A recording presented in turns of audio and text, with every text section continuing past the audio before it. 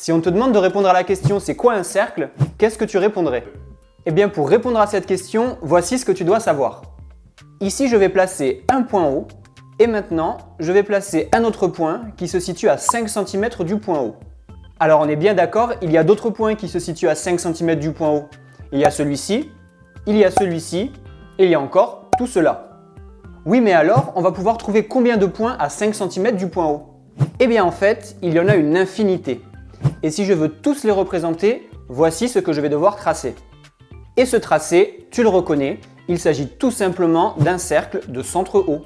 Et pour être plus précis, il s'agit en fait du cercle qui est constitué de tous les points qui se situent à 5 cm du point haut. Et en effet, peu importe les points que je vais prendre sur notre cercle, on pourra constater qu'ils sont tous situés à 5 cm de notre point haut. Alors on a vu que le cercle qu'on vient de construire, c'est l'ensemble des points situés à 5 cm de haut.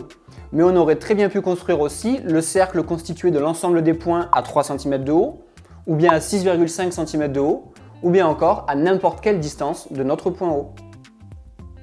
Et donc, pour répondre à la question « c'est quoi un cercle ?», il suffit tout simplement de dire qu'un cercle de centre haut, c'est l'ensemble des points à égale distance du point haut. On peut dire aussi que c'est l'ensemble des points équidistants au point haut, puisque équidistant, ça signifie à égale distance. D'ailleurs, fais bien attention à ne pas confondre un cercle avec un disque. En effet, si je reprends notre cercle de centre haut, on a vu qu'il était constitué de l'ensemble des points situés à 5 cm du point haut. Alors qu'en fait, le disque de centre haut et de même taille sera lui constitué de l'ensemble des points situés à 5 cm de haut, mais également de tous les autres points situés à moins de 5 cm du point haut. C'est-à-dire de cet ensemble de points qu'on retrouvera à l'intérieur de notre cercle. Alors la différence entre un cercle et un disque, c'est que le disque lui est plein, alors que le cercle c'est tout simplement le contour de notre disque. D'ailleurs, si on cherche des disques parmi les objets du quotidien, que ce soit dans le domaine de la musique, les disques en musculation ou bien encore les disques démaquillants, on a bien à chaque fois des objets circulaires pleins, donc avec une surface. Alors que si on cherche des objets dont le nom est de la même famille que le mot cercle, comme par exemple en sport avec les cerceaux ou bien encore les cerclages métalliques qui vont venir se mettre autour des tonneaux afin d'assurer leur maintien, eh bien on remarque qu'on a également des objets circulaires, mais cette fois-ci qui ne sont pas pleins, mais vides, et donc sans aucune surface. Bon alors, maintenant que tu sais précisément définir le cercle, regardons un peu tout le vocabulaire que tu dois connaître sur le cercle.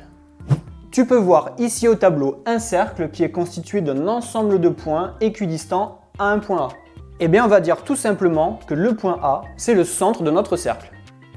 Le segment AB, ici en bleu, relie le centre du cercle avec le point B qui lui est situé sur le cercle. Et un segment comme celui-ci, qui va relier le centre du cercle à un point situé sur le cercle, on va appeler ça un rayon du cercle. D'ailleurs, si tu regardes comment est faite la roue d'un vélo, tu remarqueras qu'il y a plein de petites tiges métalliques qui relient le centre de la roue à son contour.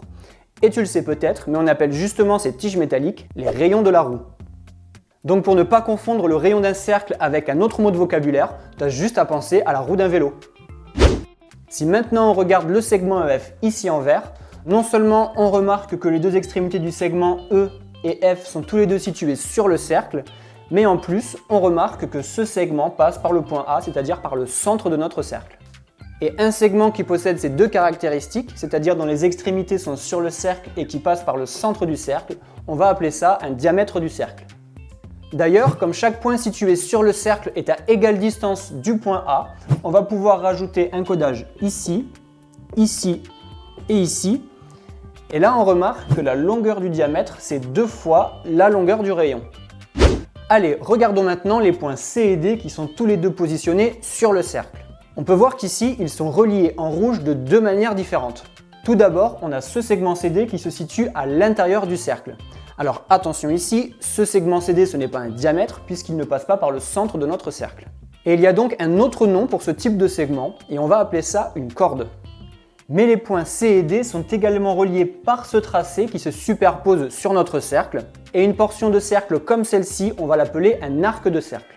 Et donc attention, pour ne pas confondre avec la corde, un arc de cercle sera noté comme ceci avec les deux lettres pour les deux extrémités et un arrondi au-dessus des deux lettres. D'ailleurs, pour ne pas confondre les notions d'arc de cercle et de corde, il te suffit d'imaginer un arc dont la structure arrondie va venir se superposer sur notre cercle et de sa corde tendue qui va venir relier les deux extrémités de notre arc.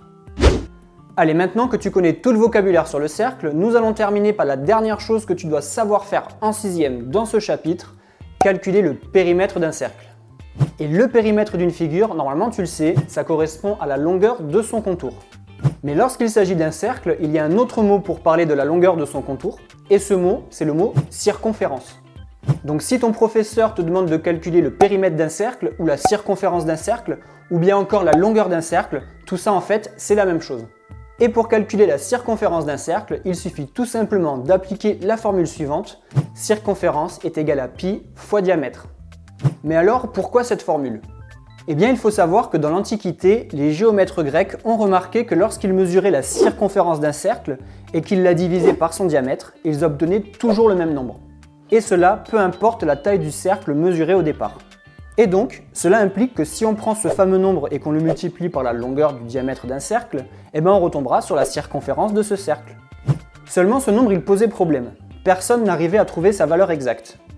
Au début, on trouvait environ 3,1, puis environ 3,14, puis 3,1415, et au fil du temps, plus les mesures ont gagné en précision, et plus la valeur de ce nombre a continué de s'affiner. Et aujourd'hui encore, des ordinateurs très puissants continuent chaque jour de lui trouver des nouvelles décimales. Et ce nombre mystérieux, il a bien fallu lui donner un nom.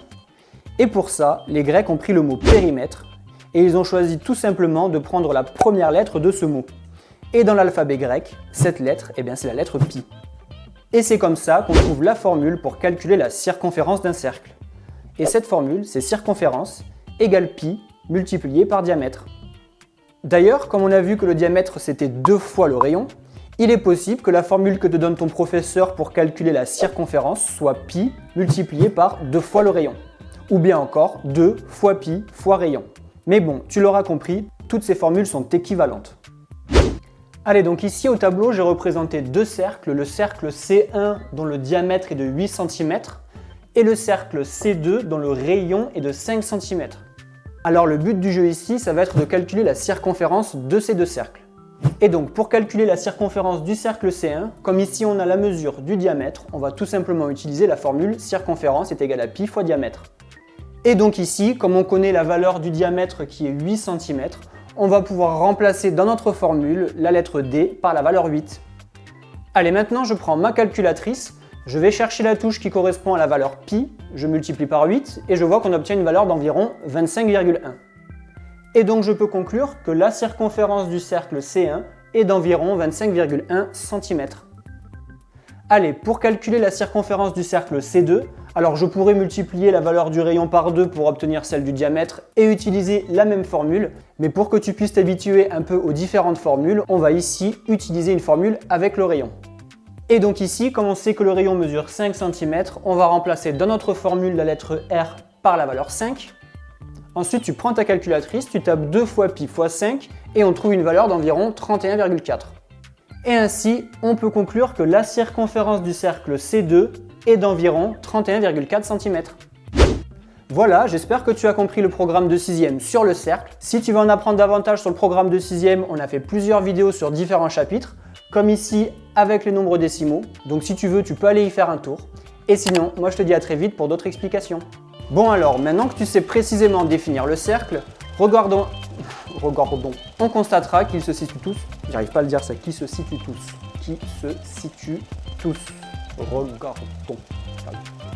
Qui se situent. Ah. Putain, elle est trop compliquée cette phrase.